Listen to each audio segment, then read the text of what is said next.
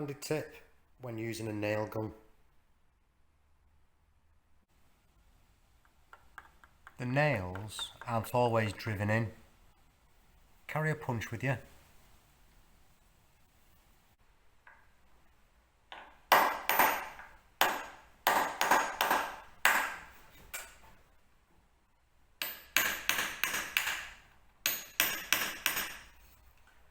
That way you can drive them in, and when you're sanding down, save your sandpaper.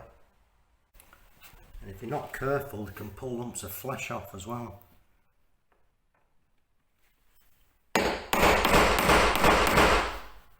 It's always left to us.